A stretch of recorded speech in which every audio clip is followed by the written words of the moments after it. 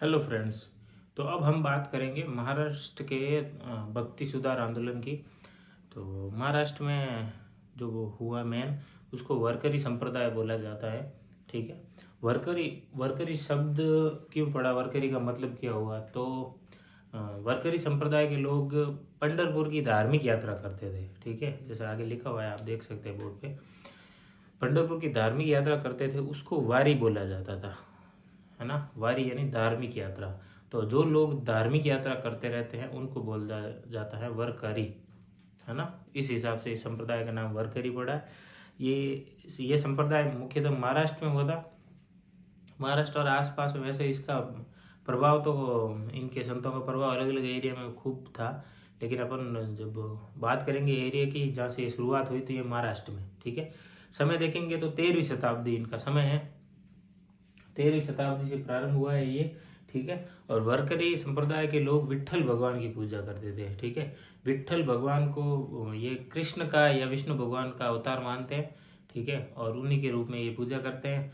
और इन हर वर्ष में ये है ना पंढरपुर की धार्मिक यात्रा, पंढरपुर की यात्रा करते हैं। ये जो वरकरी संप्रदाय के जो लोग हैं वो पंढरपुर की यात्रा करते हैं, उसको वारी बोला जाता है। ठीक है, और पूजा पद्धति की बात कर लोगे या फिर कीर्तन की बात कर लोगे तो ये विठल विठल विठला नाम से कीर्तन करते रहते हैं, सत्संग करते रहते हैं।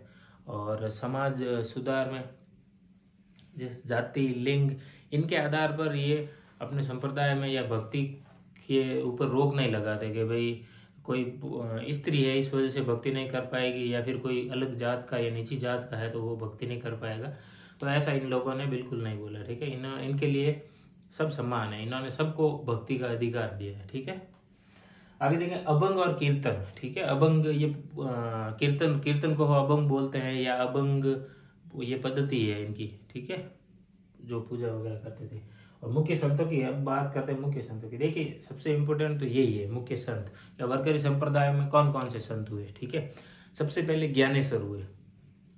प्रमुख संतों की बात करेंगे तो उनमें ज्ञानेश्वर का नाम सबसे पहले आता है। ठीक है, ज्ञानेश्वर, तुकाराम, नामदेव और एकनाथ। ठीक है, यही क्रम भी है, ये ध्यान रखना।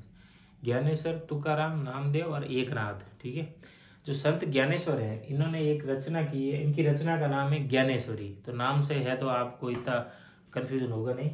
और आगे मुख्य तो ये 4 थे, लेकिन आगे और देखोगे तो 2 और संतों का नाम आता है, जैसे चौका मेला और ये सोपान देव। चौका मेला, सोपान देव भी इनका नाम भी वरकरी संप्रदाय के अंतर्गत है। इस वरकरी संप्रदाय में ये भी संत हुए। ठीक है, चौका मेला के स्पेशल देखोगे इनका तो ये दलित संत थे। ये चौका मेला दलित संत थे। ठीक है, तो वही है कि ये जाति पात में विश्वास नहीं करते थे, तो दलित संत भी पॉसिबल है। ठीक है, अब अन्य बात, वरकरी संप्रदाय में मुख्य मुख्य बातें ये हो गई। अन्य बात में एक शब्द आता है इनका, जैसे पंडरीचा धोंडी, ये मराठी शब्द है, पंडरीचा धोंडी। ठीक है, मराठी शब्द है, मतलब पंढरपुर का ध्वज।